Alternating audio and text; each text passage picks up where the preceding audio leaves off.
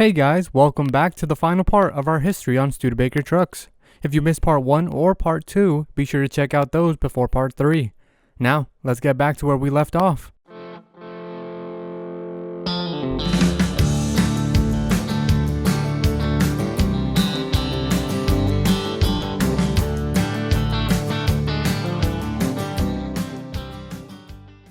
Studebaker's contribution to the war effort would be in the production of 3 principal items: trucks, aircraft engines, and a little tracked vehicle called the Weasel. Shortly before the war, Studebaker had already started limited production of its US6 truck for the Army. When passenger car production was halted on January 31st, 1942, truck assembly was stepped up, reaching 4,000 per month by March. Powered by a 6-cylinder Hercules engine, the US6 trucks were produced in 4- and 6-wheel drive versions. 200,000 of these rugged vehicles were built between 1941 and 1945 for the US and Soviet armies, and approximately half of Studebaker's trucks went to the Soviet Union under Lend-Lease. They were so abundant there that Studebaker became Russian slang for truck. Studebaker had entered the war prior to America, and they had contracted the government to manufacture large numbers of the Wright Cyclone Art 1820 radial engine. Due to the perceived urgency in the last month before the war, the government financed construction of 3 new factories to be located in South Bend, Fort Wayne, and Chicago. By June 1942, the South Bend plant was completed and fully operational. Built under license, the 1,200 horsepower engines were used in the famed Boeing B-17 Flying Fortress. Studebaker's output of these critical engines would top 63,000 by war's end. The Weasel was originally conceived as a snow vehicle. The concept for the Weasel received resistance in the beginning, but was eventually approved with the assistance of Dwight Eisenhower, then in the War Plans Division. When Studebaker received the contract in May of 1942, they immediately went to work. Utilizing a Champion 6-cylinder engine and other automotive components, the first version carried the Army designation M28. The initial reactions to the Weasel were lukewarm, as it had questionable handling characteristics in snow and frequently through its tracks. When it was discovered, however, the little vehicle could go almost anywhere. Army officials were encouraged. Studebaker set about redesigning it, moving the engine from back to front and improving other design flaws. The new version, designated the M29, worked beautifully on all terrains. Used in Europe and the Pacific, the military relied heavily on the Weasel and continued their use after the war. The last version, the M29C, was amphibious and found extensive use in the Pacific. By VJ Day, over 15,000 Weasels had been built. As the war got close to the end, industry began to prepare for peace. Studebaker's post-war transition, however, began long before hostilities ended. Realizing the first automaker to offer a completely new model would reap substantial benefits, Studebaker set a goal to be first, and the wisdom of this strategy has long been debated. Those against the decision argue that Studebaker should have maximized profits with the warmed-over 1942 models for at least another year or two.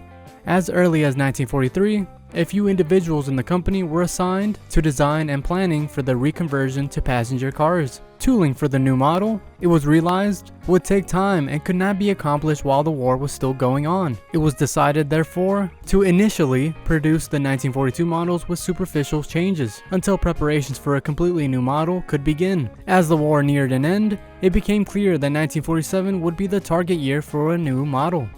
In December of 1945, production of civilian vehicles resumed with the 46 Skyway Champion. In reality, the reworked 42. Studebaker produced a little over 10,000 46s before shutting the lines down 3 months later to begin preparations for the 47 production run. In 1947, Studebaker came out with an all-new styling. People nicknamed the 1947 to 49s coming and going cars because both ends looked similar. Convertibles became available in 1947 for the first time since 1939. Total sales for 1947 neared $268 million for a profit of $9.1 million. Studebaker had come a long way since receivership 14 years earlier. The immediate post-war years for Studebaker would be unrivaled in the company's history, with profits rising and demand at an all-time high. Production capacity needed to be increased. In the post-war years, raw materials, especially steel, were still hard to obtain, and as a consequence, Studebaker purchased the Empire Steel Corporation of Mansfield, Ohio in 1947. 1948 would also bring a major management change, when Paul Hoffman departed the company on a 5-year leave of absence. In Hoffman's absence, Vance assumed the duties of both president and chairman of the board. By 1950, America was at war in Korea, and so was Studebaker. The Korean War would not be the all effort of the decade before, and for most Americans, life went on as usual. Studebaker's part in that conflict would consist of building military trucks and J-47 turbojet aircraft engines.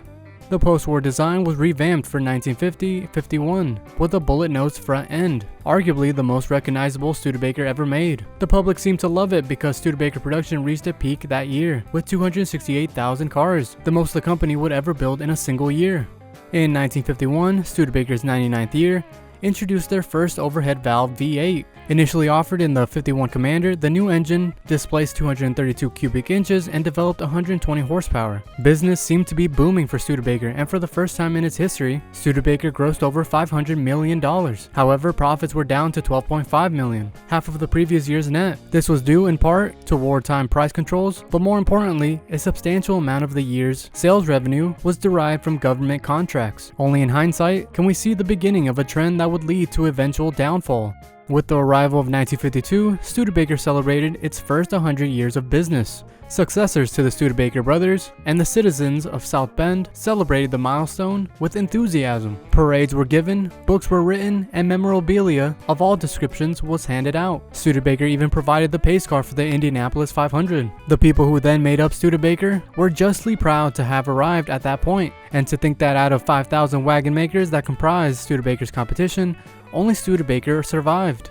The ominous trend of the year before would continue in 1952. On the surface, everything looked fine. Total sales for the company reached a record $586 million that year. But beneath the surface, sales continued to slump, and profits amounted to a mere $14.3 million. Government contracts still accounted for high sales figures. Over the last century, government contracts had always allowed the company to grow, and indeed, many of these contracts came at crucial times for Studebaker. In the past though, Studebaker had always terminated government dealings and returned exclusively to vehicle production as soon as they could.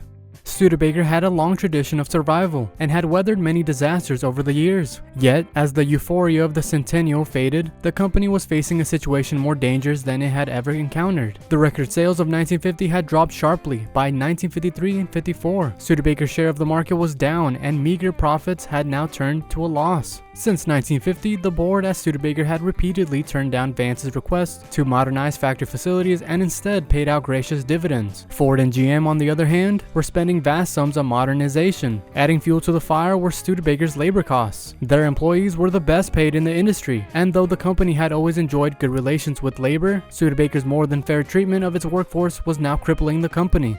Studebaker was not the only car maker whose profits had dwindled. All of the independent manufacturers found themselves in similar circumstances. Where they had benefited in the post-war years, they now faced a crisis. In 1953, Kaiser and Willys Overland joined forces and concentrated on producing the Jeep. Then Hudson and Nash merged to form American Motors. In 1954, Studebaker merged with Packard. The newly organized Studebaker-Packard Corporation was to be headed by James J. Nance, head of Packard, who assumed the roles of president and CEO. Hoffman, who had now returned, became chairman of the board, and Vance took on chairman of the executive committee. When Nance arrived at South Bend, he encountered a company steeped in tradition, a tradition going back to the Studebaker brothers themselves, who had always seen to it that their employees were well cared for. As Nance implemented what he felt were necessary changes, he encountered resistance from Studebaker personnel, including Vance and Hoffman. In early 1955, the workers at Studebaker were not at all happy with the changes Nance had put in place, especially with their wages getting cut. Enraged by all the changes, Nance was met with resistance, and ultimately fueled slowdowns, work stoppages, and a general strike lasting 36 days in early 1955. In the end, Nance got his way. Nance now had the labor situation more or less to his liking, but the company continued on a downward spiral, losing $29 million in 1955. Studebakers were still more expensive than their Ford GM counterparts, but lacked any features to account for that. As a cost-saving measure, the 56 models featured a superficial facelift over 55s and introduced one completely new model, the Loewy-designed Hawk. Studebaker-Packard had a hard time competing with General Motors, Ford, and Chrysler, and from 1954 to 1958, Studebaker-Packard didn't turn a profit. The 1957 and 1958 Packards were actually Studebakers with special interiors and trim, and Packards were discontinued in 1958. In April of 1956, a panel of consultants advised Nance to liquidate. Weeks of discussion finally produced a solution. In addition to new financing from several banks and insurance companies, Curtis Wright agreed to oversee management of Studebaker-Packard and received the option of purchasing 5 million shares of unused SP stock. A new subsidiary corporation to handle defense contracts, Utica Bend, was formed, and finally Studebaker-Packard was given distribution rights for Daimler-Benz. When the dust settled, James Nance, Harold Vance, and Paul Hoffman, along with others, resigned from Studebaker-Packard. Nance had been at Studebaker a mere 16 months, and his brief tenure is still debated. Some point to his accomplishments breaking labor, reducing wages, and trimming executive staff as positive moves. Others insist he tore up the company by destroying a proud tradition and left the company in much worse shape than he found it. Harold Churchill, a 30-year Studebaker engineer, took the reins from Nance. His approach would be much different than his predecessor. He steered the company away from head-on competition with the Big Three. In 1957, he introduced the Scotsman, a stripped-down champion without accessories, and priced it below anything comparable on the market. It quickly became Studebaker's bestseller. Encouraged by this approach, Churchill decided on the same gamble that had saved Studebaker in the Depression: a low-priced car. In 1939, the champion had brought Studebaker back to being the #1 independent. Interestingly, Churchill had worked on the Champion project. At the end of 1958, the new economy car was introduced to the public. The Lark was affordably priced and attractive, and sales were brisk. The rising popularity of the Hawk combined with the new Lark increased Studebaker's share and put the company in the black once again. South Bend was jubilant as their company had once again returned from the brink and 3,000 jobs had opened up the factory. The board had realized this was a temporary victory and expected sales to drop once the Big Three introduced low-priced cars.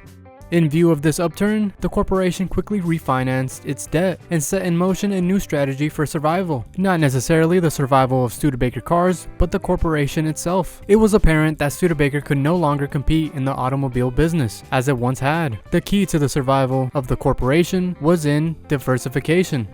In late 1960, with profits just teetering in the black, the board elected Sherwood Egbert as CEO, a former Marine officer who had distinguished himself at McCulloch Corporation. Throughout his tenure at Studebaker, he was hampered by an ongoing battle with cancer.